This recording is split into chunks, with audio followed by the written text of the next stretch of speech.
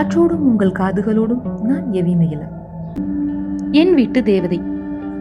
கொஞ்சம் கண்ணீர், கொஞ்சம் இரத்தம், கொஞ்சம் நெருப்பு, கொஞ்சம் தண்ணீர், கொஞ்சம் கடவுள், கொஞ்சம் விலங்கு, கொஞ்சம் மெழுகு, கொஞ்சம் பாறை, சேர்த்து பிசைந்து செய்து முடித்த ஜீவ ராசி நான். தேவ மிருகம் நான். நான் எனப்படுவது நல்லவன் இல்லை. நான் ஒரு பிணக்கன், ஞான கிறுக்கன். இரும்பாய் கிடந்த என்னை துலக்கி பொன்னாய் மாற்றிய புன்னகை கண்மணி. எரியும் தீயாய் இருந்தேனம்மா. எரியும் தீயை இலையாய் பிரித்து சிறிய விளக்காய் செய்தவள் நீயடி. சீரும் கங்கையை சீசாவில் அடைக்கும் செப்படி வித்தை எப்படி கற்றாய்? 20 வயதில் இன்னொரு ஜனனம் உன்னால் அடைந்தேன் என்பது என் கவனம். அகவாழ்வில் நீ அமைதி காப்பதால் புறவாழ்வில் நான் பொருது கொள்கிறேன். காரியம் யாவையும் கண்மணி நீ செய்வதால் சூரிய கவிஞனாய் சுற்றி வருகிறேன்.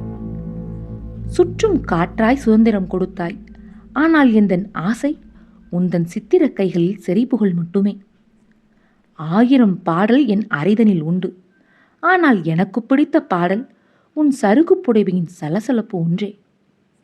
எத்தனை பல்லவி எழுதியிருப்பேன். எனக்கு பிடித்த இன்பப் பல்லவி சீ பொங்கல் என்னும் சினுங்கள் மட்டுமே. வெளியே என்னை வீரன் என்பார். கிளியே, உன்னை கேட்டால் தெரியும்.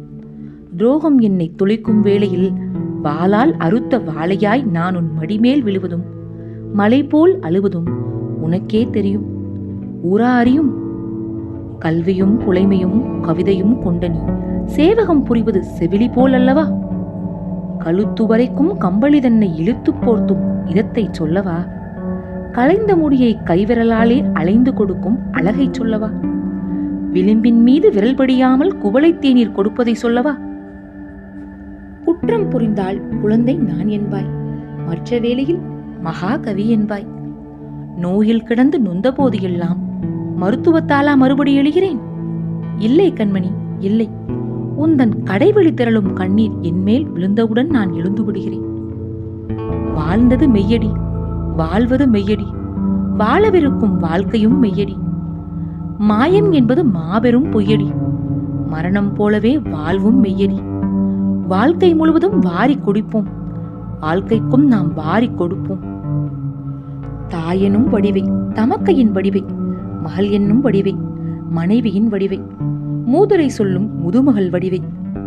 ஓவிய திருவே, உன்படி காண்கிறேன். உனக்கு முன்னே உயிர் பிரியத்தான் எனக்கு விருப்பம். இயற்கை உதவும்.